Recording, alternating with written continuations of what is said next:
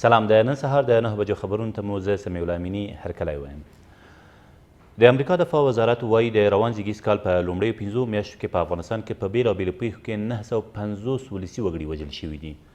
دغه بنسټ د هغه هیواد کانګرس ته په یو راپور کې زیاته کړې چې په دې موده کې 2214 نور کسان هم ټپیان شوي دي.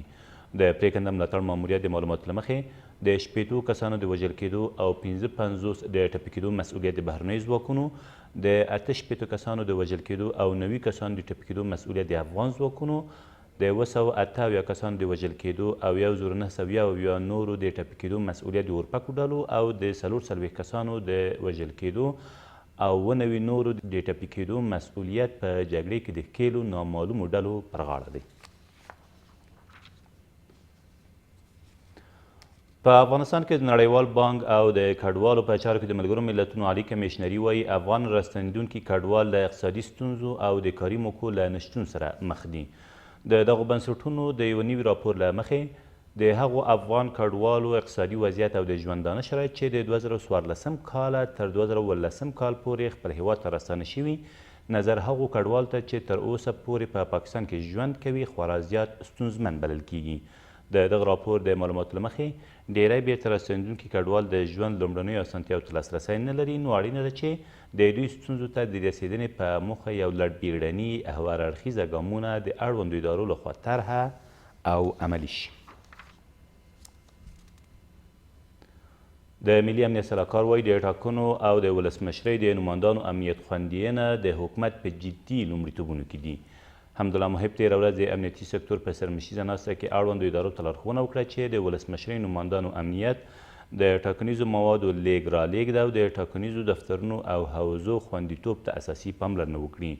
د نوموړي په باور د امنیتي چارو په ښه سمبالښت سره به نه یوازې دا چې په ټاکنو کې د ولس ونډه پراخه شي، د هغوی د رایو ساتنه هم کیږي. یو کس په هرات کې د قتل په تور د پولیسو له لوري ونیول شو. د کورنۍ چارو وزارت د خبرپاڼې له مخې دغه کس تېره ورځ د هرات د 9مې ناحیې اړوند په درب ملک سیمه کې پر 2 کسانو ډزې وکړې چې په پایله کې یو کس وژل شوی او یو بل یې ټپي کړی دی. تر اوسه د دغې پیښې لامل نه دی روښانه شوی، خو ویل کېږي له نیول شوي کسه اوس هم پوښتنې روانې دي.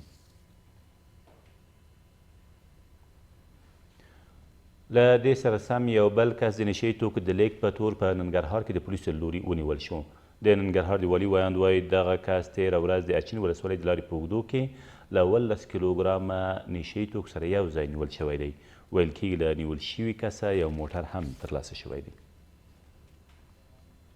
او په ننګرهار کې د لومړي ځل لپاره د 48 میلیونه افغانیو په لګښت د ودانیزو توکو یو ازمېښتون پرانیستل شو. د سیمه ییزو چارواکو په خبره تر دې وروسته هغه توکي چې له پاکستان هیواد ته راوړل کیږي په دې ځای کې چک او له فساده به هم مخنیوی وشي.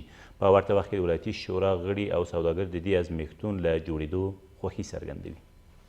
د هیواد په کچه د لومړي ځل لپاره په ننګرهار کې د ودانیزو توکو د څېړنو ازمایښتون جوړ سو. د ننګرهار والي وایي په دې ازمایښتون 48 میلیونه افغانۍ لګښت راغلی چې د چارو په پیل سره به د بې کیفیته موادو له وارداتو څخه مخنیوی وسي. دلته د لومړي ځل لپاره جوړیږي او دا په افغانستان کې اولین ولایت ننګرهار چې د نورم او سټنډرډ ادارې دا لابراتوارونه دلته راوړل او زه امید لرم چې د دې نه به زموږ محلي سوداګر تجار ملي تجاران ټول د دې نه مؤثره استفاده کوي او دا به په همدې حال کې د سټنډرډ د ملي ادارې مسؤلین وایي له پاکستان څخه 106 ډوله ودانیز توکي واردېږي او دا ازمایښتون یې د همدې توکو د ازمایښت لپاره جوړ کړی دی. که یک بخش بزرگی از واردات ما را تشکیل میده، اما به این معنا نیست که تمامی 106 نوعی از مواد ساختمانی به کنترل شود. از نظر اصول و قواعد و نیازها قسمی است که مواد ساختمانی که ریسک بالاتر دارن و قابل تاثیرات اقتصادی و مسئولیت دارن اونا باید از نظر کیفی کنترل شود. له بل لوري د ننګرهار د ولایتي شورا غړي او یو شمېر سوداګر د دې ازمایښتون له جوړېدو څخه خوښ برېښي او له حکومت څخه غواړي څو د خوراکي توکو د څېړنې په برخه کې هم ازمایښتون جوړ کړي. باید هغه د غذا او د خوراکي توکو په برخه کې هم هغه هم کور شي او هغې ته هم لابراتوار ولرو تر څو تشویشونه مرفع شي.